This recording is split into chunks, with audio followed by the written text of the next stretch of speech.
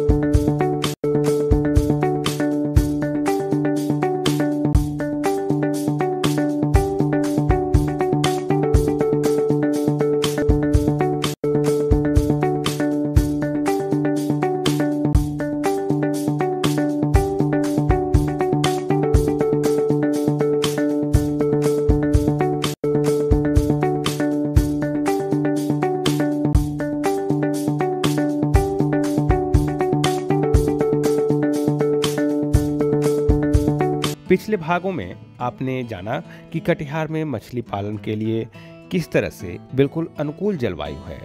साथ ही साथ मत्स्य पालन से दो लाभ प्राप्त किए जा सकते हैं। पहला मिश्रित मत्स्य पालन और दूसरा जीरा पालन। मिश्रित मत्स्य पालन के अंतर्गत आपने ये जाना था कि तालाब का चुनाव कैसे करें, प्रबंधन और पूरक आहार आदि विषयों को। किसान भाइयों, अगर आप मछली पालन व्यवसाय से जुड़े हैं तो आप देखते होंगे कि जाड़े के मौसम में मछलियां शिथिल हो जाती हैं, जिस कारण मछलियों में रोग लगने की संभावनाएं बढ़ जाती हैं। इसलिए जाड़े के मौसम में मछलियों को कम से कम भोजन देना चाहिए। साथ ही समय समय पर तालाब का निरीक्षण करते रहना चाहिए।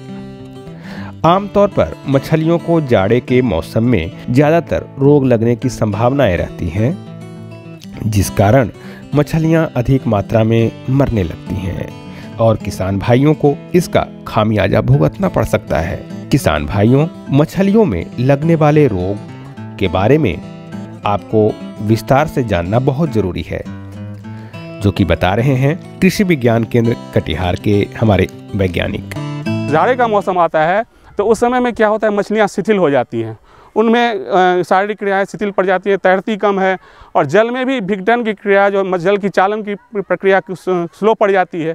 इसके चलते क्या होता है कि सारा जो पोषक तत्व तल में जमा होते रहता है और मछलियों की शारीरिक क्रिया शिथिल पड़ जाने से उनके रोग पकड़ने की क्षमता बहुत बढ़ जाती है। जल में बहुत सारी प्रतिकूल अवस्थाएँ बन जाती हैं। इसलिए उस समय में हमको जाड़े के मौसम में जो टेम्परेचर घटता है उस समय में हमको भोजन कम कर देना चाहिए, उर्वरक डालने का जो क्वांटिटी कम कर देना चाहिए और चूने का प्रयोग बढ़ा देना चाहिए। ये बहुत आवश्यक है जाड़े के मौसम में। और साथ साथ जाड़े के मौसम में मत्स्य पालक जरूर सुबह के टाइम में सूर्योदय से पहले तालाब पर जाकर जरूर निरीक्षण करें कि मछलियों का कुछ अप्राकृतिक कुछ उनका जो लक्षण तो नहीं दिख रहा है, उनके तैरने की जो तरीका है, उनके शरीर पर कोई घाव तो नहीं दिख रहा है। क्योंकि अक्सर देखा गया है जाड़े के मौसम में मछलियाँ मुँह बा के उपलाती रहती हैं। ये सब बहुत तरह के, इसके अलावा बहुत तरह के रोग होते हैं। तो ये इस सब चीज़ को निरीक्षण करना जाड़े के मौसम में बहुत आवश्यक है। और अगर कोई रोग पकड़ने की संभावना रहती है, अगर मछलियाँ मुँह बा के उपला रही हैं तो ये एक ठो कारण हो सकता है कि जल में ऑक्सीजन की कमी। इसके लिए ऑक्सीजन बढ़ाने के लिए कुछ आप हिलकोड़े, पानी को हिलकोड़े, जाल चलाएं, चूने का प्रयोग करें। ये सब क्रियाओं से आप ऑक्सीजन बढ़ा सकते हैं। अगर रोग पकड़ने की टेंडेंसी हो तो इसके लिए आप सबसे प्रमुख रोग है EUS, लाल घाव की बीमारी, एपिज्यूटिक अल्सरेटिव सिंड्रोम जिसको कहते हैं। तो उसके लिए आप जो है सो सिफेक्स दवा का प्रयोग कर सकते हैं। तो ये एपिज्यूटिक अल्सरेटिव सिंड्रोम कैसा होता है, एक लाल घाव के रूप में स्टार्ट होता है और वो बहुत गहरा घाव में कन्वर्ट हो जाता है, वहाँ से गलने लगती है, पूरा अंग गल के अलग होने लगता है। और सर्वप्रथम नीचे की तल की मछलियाँ उससे प्रभावित होती है, उसके बाद मध्य स्तर की रोहू कतला और उसके बाद ऊपर की मछलियाँ प्रभावित होती है। मांगुर सिंघी टाइप की मछलियाँ सबसे पहले उससे प्रभावित होती हैं। तो इस टाइप का अगर लक्षण दिखे तो आप क्या कर सकते हैं, सिफेक्स दवा जो है 1 हेक्टेयर के लिए 1 लीटर जल में घोल के समुचित मात्रा में पूरे तालाब में छिड़क दें, इससे आपका कंट्रोल होगा। फिर चूने का प्रयोग बढ़ा दें। साथ साथ ये भी देखा गया है कि सिर्फ चूने के साथ अगर 10% आप हल्दी का प्रयोग करते हैं, उससे भी आपको काफ़ी अधिक फ़ायदा होता है।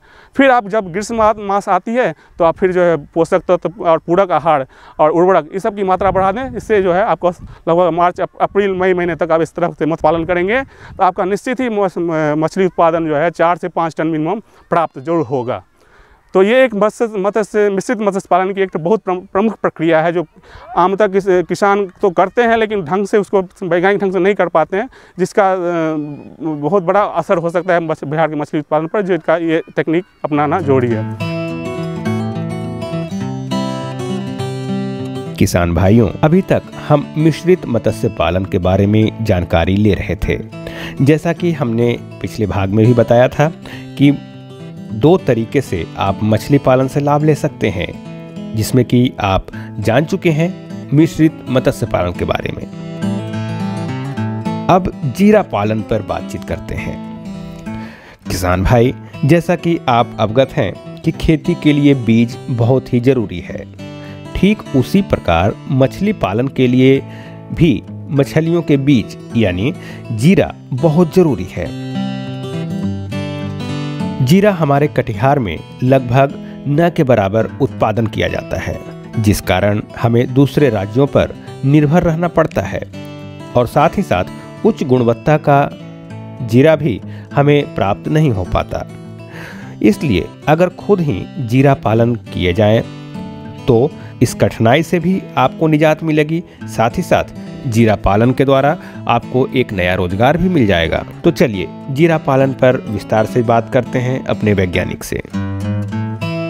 दूसरा है जीरा पालन। जैसा कि मैंने पहले ही कहा कि जीरा एक बहुत ही इम्पॉर्टेंट इनपुट है तालाब के लिए और हम बाहर पर निर्भर कर रहे हैं। उसकी क्वालिटी इनब्रीडिंग प्रॉब्लम बहुत आ रही है, क्योंकि बंगाल से जो भी जीरा आता है उसमें इनब्रीडिंग की प्रॉब्लम हो रही है, क्योंकि जो जीरे का पैदा किया जाता है वहाँ हैचरी में, वही बड़े हो जाते हैं, फिर वही माँ बाप से फिर बच्चे पैदा हो जाते हैं, फिर उनको तालाब में स्टॉकिंग कर दिया जाता है बचे हुए जीरे को, फिर वो बड़े हो जाते हैं। तो आपस में जो ब्रीडिंग हो रही है इसके चलते क्वालिटी घटती जा रही है। साथ साथ बंगाल से दूर से जो जीरा आता है तो उसके रास्ते में जो डिस्टेंस है, हंडी में ढंग से नहीं लाया जाता है वैज्ञानिक ढंग से, उसमें उसकी क्वालिटी उसकी दुर्बलता बढ़ जाती है, इससे मोर्टेलिटी बढ़ती है। तो इसके लिए हमको जरूरी है कि खुद अगर हम कुछ हद तक जरूरी है आप इस समस्या को दूर कर सकते हैं जीरा पालन के द्वारा। हैचरी तो कंप्लीट सॉल्यूशन है। अगर हैचरी से हम अगर जीरा का उत्पादन कर पाते हैं तो बहुत अच्छा है, क्योंकि उसकी लेकिन अगर हम स्पॉन डाल के छोटे छोटे नर्सरी तालाबों में अगर जीरा पालन करें तो वो भी एक तो अच्छी क्वालिटी की अच्छी गुणवत्ता वाली जीरो को सुनिश्चित करने में एक तो बहुत सहायक सिद्ध होगा। और साथ साथ ये कम समय अंतराल पर मत्स्य पालकों के लिए एक अच्छे इनकम का सोर्स होगा। तो इसलिए ये जीरा पालन बहुत जरूरी है। जीरा पालन के लिए बड़े तालाबों की जरूरत नहीं है। आप छोटे छोटे तालाब या जलाशयों का प्रयोग कर जीरा पालन कर सकते हैं। साथ ही साथ ऊपरी जगह को ध्यान में रखते हुए तालाब का चयन करें तो ज़्यादा बेहतर होगा। तो जीरा पालन से संबंधित तालाब के चयन के बारे में आपको बता रहे हैं हमारे वैज्ञानिक। 5 डेसिमल से लगभग 30 डेसिमल तक के साइज का तालाब आप इसके लिए स्पॉन से फ्राई, जो स्पॉन इसको कहते हैं, अंडे से 4 दिन के बाद जो बच्चा जो बढ़ के निकलने के बाद जो 4 दिन का स्टेज होता है वो किसान की भाषा में उसका स्पॉन नाम दिया जाता है, जिससे आप फ्राई आप छोटे छोटे नर्सरी तालाबों में बना सकते हैं। तो उस फ्राई के लिए मैंने बताया कि आप जो 0.05 एकड़ से लगभग 0.3 एकड़ का तालाब का चुनाव करें, जो आप सालों में सूख जाती है, लेकिन उसका चुनाव किसी ऊपरी स्थान में करें जो जहां आपको बाढ़ से या वर्षा जल से जल प्लावित होने की संभावना कम हो। और साथ ही साथ अगर कोई बगल में बड़ा तालाब है तो वो और लाभदायक होगा, क्योंकि जब जल कम पड़ेगा तो उससे आप जल जो है उसमें संचित कर सकते हैं। किसान भाइयों, हमारे वैज्ञानिक आपको तालाब की सफाई और गहराई की जानकारी दे रहे थे। पानी संचय करने के बाद पानी का शुद्धिकरण जरूर कर लें। स्पॉन संचय करने से एक दिन पहले आप जो है उसमें बहुत सारी जो अनावश्यक जो शिकारी कीड़े पैदा हो जाते हैं उसको मारने के लिए सोप और ऑयल मतलब साबुन और कोई सस्ते तेल का इमल्सन का उपयोग करें। साबुन को जल में घोल के थोड़ा सा बॉयल कर लें, मिला लें जल में, उसमें एक सस्ता कोई तेल जैसे तारपीन का तेल हो या सरसों या कोई रेपसीड तेल हो, उसको आप जो है सो कोई सस्ते साबुन के इमल्सन के बना के 18 किलो प्रति हेक्टेयर और लगभग 56 लीटर तेल प्रति हेक्टेयर का इमल्सन बनाएं और उसको जब आपका हवा नहीं चल रही हो एक तालाब में छिड़काव कर दें, जिससे कि एक तो परत बन जाएगी तालाब में और उस कीड़े जो शिकारी कीड़े जो स्पॉन के लिए है जो हवा से श्वास लेती है उनका संपर्क हवा से टूट जाएगा और मर जाएंगे। 1 घंटे में आप जो है फिर तालाब से आप उस कीड़े को हटा लें और फिर जो है आप जो जीरा संचय के लायक वो तालाब हो जाता है। तो अगले दिन जो है सो आप ये इमल्सन डालने के अगले दिन आप स्पॉन संचय कर सकते हैं। स्पॉन संचय में भी आप उसी प्रकार से जीरे का उपचार करें, 1 ग्राम पोटेशियम परमैंगनेट 10 लीटर पानी में, और संचय करने के बाद धीरे धीरे फिर अनुकूलन करें। जहाँ से आप जीरे स्पॉन लाते हैं उसमें उसकी जल की क्वालिटी अलग होती है जो तालाब में आप डालने जा रहे हैं और इसीलिए आपको उसका अनुकूलन जरूरी है। तो सर्वप्रथम जिस हंडी में लाया गया है ये स्पॉन या जिस पॉलीथीन बैग में लाया गया है उसको तालाब में छोड़ दें।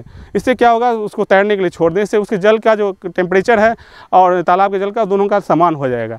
फिर धीरे धीरे जो जिस जल में लाया गया है स्पॉन उसमें पोटेशियम परमैंगनेट से उपचारित करने के बाद जो उसमें धीरे धीरे जल के तालाब के जल को उस स्पॉन के जल में धीरे धीरे मिक्स करें। धीरे धीरे मिक्स करने के बाद 10 मिनट तक की प्रक्रिया जारी रहेगी, तब धीरे से तालाब में उसको छोड़ दें। इस ढंग से आप स्पॉन संचय मॉर्निंग के समय सूर्योदय के पश्चात आप कर सकते हैं। इसके बाद जीरा का उचित पोषण के लिए पूरक आहार की व्यवस्था भी करें। हमारे वैज्ञानिक आपको बता रहे हैं कि जीरा पालन करते समय आपको आहार का प्रबंधन कैसे करना चाहिए। इसके बाद आपको पूरक आहार स्पॉन को डालना बहुत ही आवश्यक है। तो 1 लाख स्पॉन के लिए लगभग 4 गुना, तो लगभग 1 लाख स्पॉन का जो वेट माना गया है लगभग 150 ग्राम। तो इसके लिए 4 गुना मतलब 600 ग्राम सरसों की खली, महीन पिसा हुआ सरसों के लिए चावल का कूड़ा आप मिक्स करके आप लगभग 600 ग्राम प्रति लाख स्पॉन को खिला सकते हैं।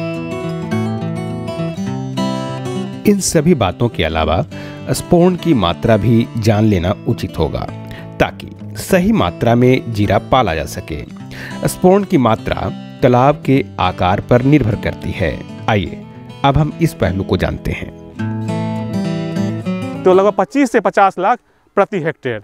तो अकॉर्डिंगली आप जो है अनुमान कर लें कि 0.05 एकड़ से 0.3 एकड़ के बीच का जो तालाब है उसके लिए कितना स्पॉन की संख्या होगी उसका आप गणना कर लें और उसी के अनुसार आप खरीदें। और लगभग 25 से 50 लाख स्पॉन प्रति हेक्टेयर में मैं बोल रहा हूँ जो है सो स्पॉन आप संचय कर सकते हैं। स्पॉन संचय करने के बाद पूरक आहार जो है जैसे मैंने बताया 600 ग्राम प्रति लाख जो है सो आप सरसों की खली या चावल का गुड़ा दें, प्रतिदिन डालें। और फिर 7वां से 8वां दिन आप चूने का प्रयोग हल्का कर सकते हैं लगभग 50 किलो प्रति हेक्टेयर। और फिर जो है सो 14वां दिन आप जो है सो मछलियों को पूरक आहार डालना बंद कर दें। अब 15वें दिन जो है सो जीरे की निकासी आप कर सकते हैं, बिक्री कर सकते हैं, बेच सकते हैं, या बड़े तालाबों में रियरिंग तालाबों में फिर बड़े साइज़ का अंगुलिका आप ट्रांसफ़र करके बड़े साइज़ के अंगुलिका में कन्वर्ट कर सकते हैं। उसको फिर फर्दर कल्चर करके बड़े टाइप साइज़ का जीरा बना सकते हैं। बड़े आकार का जीरा बनाने के लिए तालाब की गहराई और पानी की गहराई बदल जाती है। इसके लिए भी गोबर और यूरिया का प्रयोग करना चाहिए। इसे उचित समय के अंतराल पर प्रयोग करें। 2 से 3 महीने बाद आप देखेंगे कि जीरा अंगुली के आकार का हो जाएगा, जिसे बड़े तालाबों में सफलतापूर्वक संचय किया जा सकता है। अब क्या है कि अगर बड़े साइज़ का जीरा बनाना हो तो उसके लिए अपेक्षाकृत जैसा मैंने बताया था स्पॉन से फ्राई बनाने के लिए जो साइज़ है उससे थोड़ा बड़ा है। उसके लिए आपको क्या है 0.2 एकड़ से लगभग 0.5 एकड़ तक का जो छोटा तालाब है जो कहा जाए कि सूख जाने वाला है तालाब, मौसमी तालाब है उसका आप प्रयोग कर सकते हैं। उसमें भी आप उसकी गहराई लगभग 2 से 2.5 मीटर होनी चाहिए और जल की गहराई उसमें 1.5 से 2 मीटर। उसमें भी गोबर को जैसे मैंने बताया था उससे ही सड़ने के लिए छोड़ दें और गोबर डालने के बाद 1 सप्ताह के बाद यूरिया SSP लगभग 100 किलो प्रति एकड़ यूरिया और 100 किलो प्रति एकड़ जो है SSP जो है मिक्स करके जो है सो उसका 30% मिक्स करके जो है आप जो है सो तालाब में गोबर के साथ मिक्स करके तालाब में डाल दें। और फिर बाकी जो गोबर यूरिया SSP जो है उसको आप 1-1 महीने के अंतराल पर या 15-15 दिन के अंतराल पर लगभग 1000 किलो प्रति हेक्टेयर जो है तालाब में आप तालाब में छिड़काव कर सकते हैं। इस ढंग से जब करते हैं तो यूरिया SSP के डालने के 1 सप्ताह के बाद पुनः जो है आप इसमें फ्राई का संचय कर सकते हैं। फ्राई कितना डालेंगे तो लगभग 2 से 2.5 लाख फ्राई प्रति हेक्टेयर तालाब में। तो इस तरह से 2 से 3 महीने तक जो है तालाब में अगर पालन करते हैं तो वो एक तो फिंगरलिंग साइज़ का हो जाता है, 8 से 12 सेंटीमीटर का हो जाता है, जो बड़े तालाबों में संचय के लिए सर्वाधिक उपयुक्त है। और ये फिंगरलिंग की बिक्री करके उसको बेच के किसान एक तो बहुत ही अच्छा आय का स्रोत बना सकते हैं और ऐसे ही और किसान जो है काफ़ी खुशहाल हो सकते हैं, उनकी आमदनी बढ़ सकती है। तो ये सब जो प्रक्रिया अपनाएं।